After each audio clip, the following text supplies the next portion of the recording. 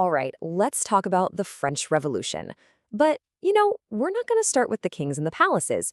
We're going to start with something way more basic, something that affects every single person, the struggle to eat. We're talking about the daily fight for survival that pushed an entire country right to the edge. I mean, seriously, just pause and think about that. What happens when a whole nation can't even afford food? This isn't just some dusty old history question. For the people in pre-revolutionary France, this was a real, terrifying, everyday problem. Okay, let's dive in. So how on earth did things get so bad? Well, you can kind of think of it like a recipe for a total disaster. And the very first ingredient you've got to add to the mix? A population boom. And I mean a massive one.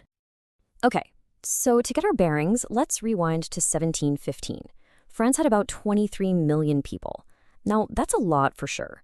But at that point, things were, well, they were manageable. The country could more or less handle it. Now, let's jump forward about 75 years to 1789, right on the eve of the revolution. That number has exploded to 28 million. That's 5 million more people, 5 million more mouths to feed, all competing for the same amount of food. And look, the math here is brutally simple. More people means a huge, huge spike in demand for food, especially for grains to make bread. And that's a huge problem because the farmers just couldn't grow it fast enough. Production couldn't keep up. And that leads us right to our second, and maybe the most critical ingredient, the price of bread. It's really hard to overstate this. For most folks in France, bread wasn't just something you had with your meal. Bread times was the meal. It was where they got most of their calories every single day. And here you see the problem in black and white. Demand for grain is soaring, but the supply is stuck. So what happens? The price of the one thing everybody needs to survive just skyrockets. This wasn't some luxury item. This was life itself becoming unaffordable. So prices are climbing. You might be thinking, okay, but maybe wages went up too. Well, that brings us to our third ingredient in this recipe for disaster. The answer is a big fat no. And this created a massive gap between what it cost to live and what people actually earned. This shows the economic trap perfectly. On one side, you have the cost of bread just shooting up. But on the other, for most workers, their wages were fixed. Their bosses weren't paying them anymore. Their pay was totally flat. So every single day, their money was worth less and less. The result was, honestly, inevitable. The poor were squeezed until they could barely breathe, but the rich weren't really feeling the same pressure. That gap between them didn't just get wider, it became a massive chasm. And that just fueled so much anger and resentment. You'd think things couldn't get any worse, right? But there was one final ingredient that could turn this long, painful situation into a full-blown catastrophe.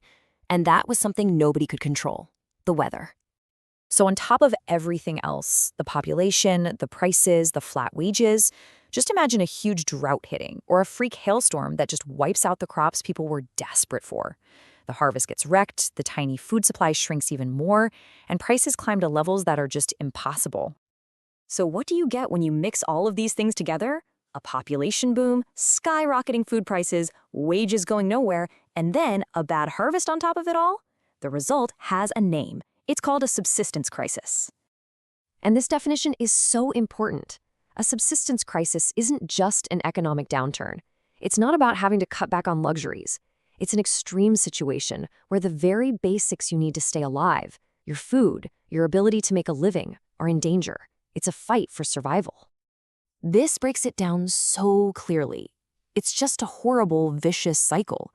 The population grows, which makes food prices rise, but wages don't move. Then a bad harvest hits like a punch to the gut, and all of that leads to a crisis that puts millions of lives at risk. And here's the real kicker. This wasn't a freak once-in-a-lifetime event. This quote tells us that these kinds of crises happened frequently.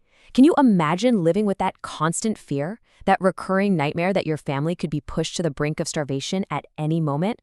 That kind of pressure builds and builds over generations. Which brings us right to our final question.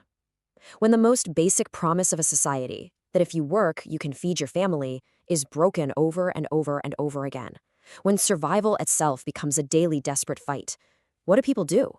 What happens next?